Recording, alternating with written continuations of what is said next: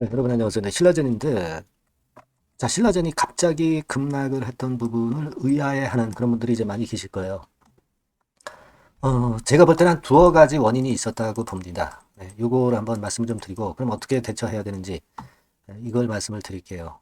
근데 제가 말씀을 드리고 싶은 요지는 너무 지금 겁먹을 필요가 없다는 건입니다. 네, 왜 그런지 이 부분을 제가 말씀을 드릴게요. 그리고 영상 후반부에는 대박주를 하나 드릴게요. 네, 이건 시장과 상관없이 확실한 모멘텀과 수급을 갖고 있는 종목이에요. 네. 자, 꼭 놓치지 마시기 바랍니다. 자, 신라젠 말씀을 드립니다. 구독, 좋아요, 알림 설정 대단히 감사합니다. 앞으로도 많은 성원 부탁드립니다. 자, 신라젠이 이렇게 급락을 한 이유는 막판에 좀 살짝 들어올렸죠. 저는 검색을 좀 가끔 하는데요. 네, 여러분. 요거 한번 신라젠이라고 그래가지고 이제 구글에서 검색을 해보는 것을 말씀드릴 수 있는 거죠. 네. 그걸 해보면 아이뉴스라는 데서 지금으로부터 2일 전에 신라젠 사무실 그리고 문은상 대표집 10시간 수색 이렇게 나와 있죠. 네. 신라젠이라고 해가지고 가장 최근 기사를 검색을 한 거예요. 근데 이 얘기가 나왔다 이거예요. 전 대표죠. 네. 문 대표의 집을 10시간 압수수색했다. 야, 이거 큰일 났다. 네. 이렇게 생각하실 수 있는데 내용을 이제 들어가서 보면 아이뉴스 24라고 나와 있고 날짜를 잘 보셔야 돼요. 입력이 2020년 4월 22일이에요. 4년 전 기사를 왜 거기다가 그렇게 갖다 놓은 겁니까? 자, 이거는 제가 볼 때는 이 아이뉴스에서 뭔가 편법으로 2일 전에 기사인 것처럼 뜨도록 한 것이 아니냐. 네, 이런 추측이 들어요. 그죠? 그렇게 생각 안 할 수가 없어요. 그러니까, 이거는 4년 전에 있었던 일입니다. 네, 이거 지금 기사가 아니에요. 지금 나온 기사가 아닙니다. 그러니까 이게 하나의 충격으로 받아들여져서 주가가 밀린 게 아니냐 이렇게 생각할 수도 있는데 그러나 제가 볼 때는 이건 아닌 것 같고요. 결국 관건은 이겁니다. 예, 여러분 코스피 150에서 편출이 되는 건이에요. 그죠? 네, 그래서 이제 그게 어떤 포트 조정을 하기 위해서 기관이 팔고 외인이나 개인이 사고 막 이런 정도로 된 것 아니냐. 네, 이런 추측을 해볼 수 있다라고 봅니다. 그러니까 이게 12월 13일부터 반영이 되는 거거든요. 코스닥 150에서 뭐 편출이 됐잖아요. 근데 이게 편입이 계속 돼 있어가지고 꼭 좋은 것만은 아니에요. 오히려 외인 기관에 개인이 휘둘리는 그런 패턴으로 전개되는 경우도 많아요. 코스닥 150에 편출이 돼서 편입이 안 되어 있다 하더라도 임상 잘해서 성과 내면 되는 거예요. 그죠? 그러니까 이 12월 13일 날 코스닥 150 지수에서 일단 이미 정기 변경은 된 거죠. 정기 변경이 돼놓고 그 12월 13일부터 그 코스닥 150 지수 편출이 영향을 받기 때문에 그것이 이제 12일 날 이제 나온 게 아니냐 이런 생각을 할 수 있다라고 저는 봅니다. 네, 이게 원인이라고 보여져요. 그래서 여러분들 그 투자 주체별 현황을 보면 여기 보시는 바와 같이 기관이 매도를 많이 때렸죠. 그러나 외인하고 개인이 또 받아주고요. 그러니까 이 정도로 일단 편출의 영향이 이미 지금 현재 반영이 돼서 이권에 대한 압박에서는 벗어나는 것으로 봐야 되지 않느냐. 예. 저는 그런 생각을 드리고 싶은 겁니다. 아시겠죠? 이게 뭐 연달아서 계속 나오는 게 아니라 이 정도면은 일단 그걸로 일단락이 되는 걸로 생각이 들어요. 예. 그렇게 우리가 생각을 할 필요가 있다. 예. 저는 그걸 말씀을 좀 드리고 싶습니다. 네.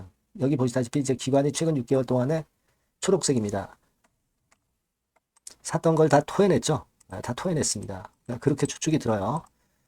그리고 그 여파가 반영되고 나서 막판에 들어올리는 그런 패턴으로 잘 마무리가 되지 않았느냐. 이런 생각도 좀 들고요. 그렇게 생각이 됩니다. 막판에 그런 매매가 이루어진 것도 같습니다. 이때 보면. 그죠? 네. 자, 그런 과정으로 일단 전개가 됐다. 이렇게 보여지고. 그럼 신라젠이 지금 돈이 엄청 들어와서 M&A 시도하고 있는 이런 건에 대한 호재는 여전히 살아있다 이거예요. 여러분들이 좀 놀라실 수가 있었던 모습인데, 상황은 그렇게 일단 생각하시는 게 좋겠어요. 그래서 좀 내려서 좀 안타깝긴 하지만 그 부분에 대한 충격은 이제 마무리가 됐다라고 보거든요. 다시 좀 돌릴 그럴 개연성이 큽니다. 그래서 돌릴 만한 새로운 모멘텀이 뭐가 갑자기 나오거나 하면은 그 정보를 빨리 캐치를 해서 우리가 대응을 잘 해야 될 것 같고요. 그 부분은 제가 신라젠이라고 이 번호로 문자 주신 분에게는 제가 빠르게 사인하고 정보를 드릴 겁니다. 아시겠죠?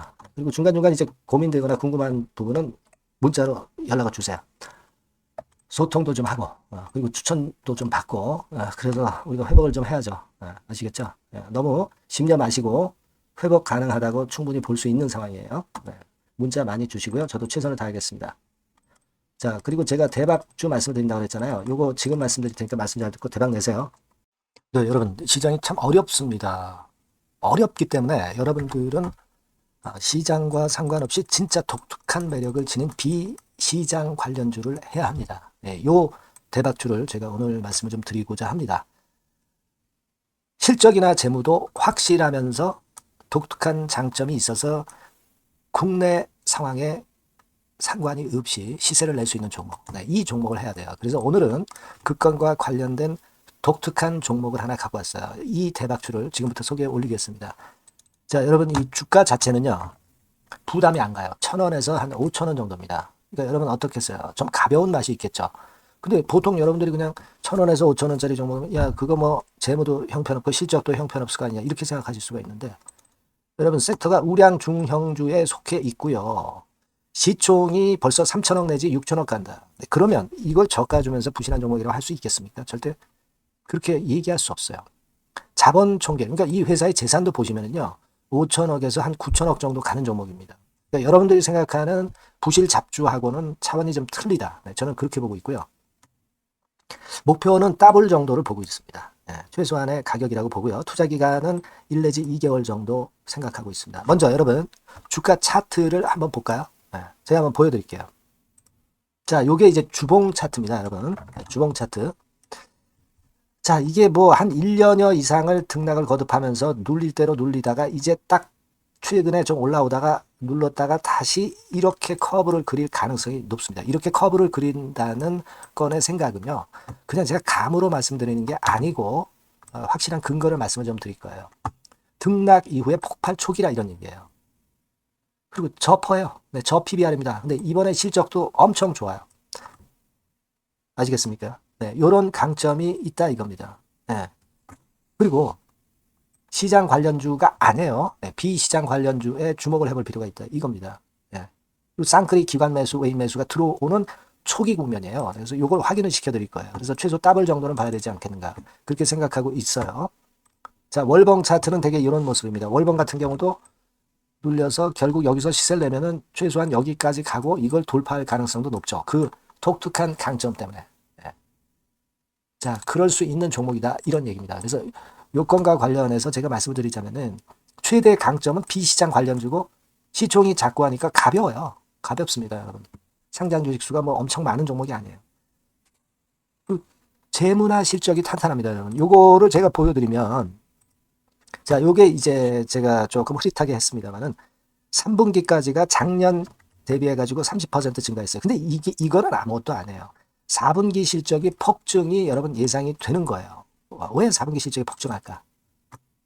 왜 4분기 실적이 폭증할까요, 여러분?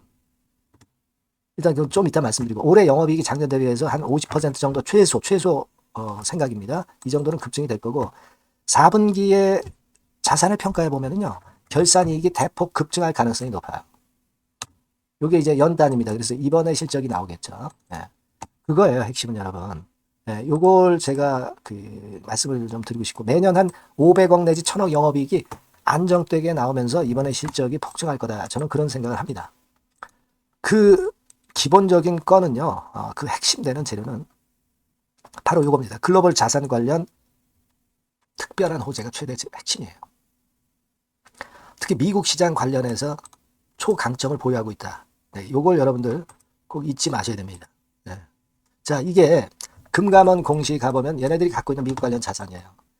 근데 이거는 되게 12월에 이제 평가이익을 내잖아요. 그래서 12월, 그러니까 4분기 실적이 플러스 된단 말이에요. 이게 엄청나게 커질 거다. 이런 얘기입니다, 여러분. 이게 엄청나게 커져요. 네. 그러니까 아마 제가 볼 때는 미국 관련해가지고 자산의 평가가 엄청 클 텐데, 뭐 한 30만 주 정도, 뭐 이런 정도 아마 갖고 있는 것으로 제가 알고 있어요. 그거는 나중에 여러분들 한번 확인을 해보시기 바랍니다. 그래서 이게 핵심이에요, 여러분. 네, 이게 핵심입니다. 네, 이게 엄청날 것이다. 이거 우리가 꼭 잊지 말아야 되겠다는 겁니다.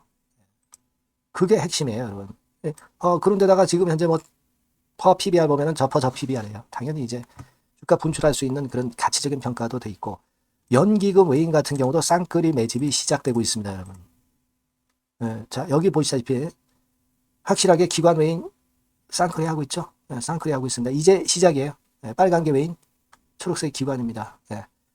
이미 크게 올라서 매집을 했다면은 그거는 사실 타이밍이 안 좋죠. 근데 그렇지 않다는 겁니다. 네. 그리고 참고적으로 그 유동성 같은 경우는 엄청 커요. 유동성도 대개 한 3천억에서 한 7천억 요 사이를 그 유동성, 현금 유동성도 갖고 있습니다. 자, 요런 건 여러분 꼭 해보셔야 돼요. 자, 이 대박주는 여러분들이 대박주라고 문자를 주세요. 번호는 앞에서 말씀드린 번호랑 똑같습니다. 전화번호는 뭐라고 말씀을 주시면 되냐면, 문자를 주시면 되면 대박주 이렇게 주시면 제가 매수부터 중간 AS부터 매도까지 최선을 다해서 여러분들 꼭 모실 겁니다. 아시겠죠?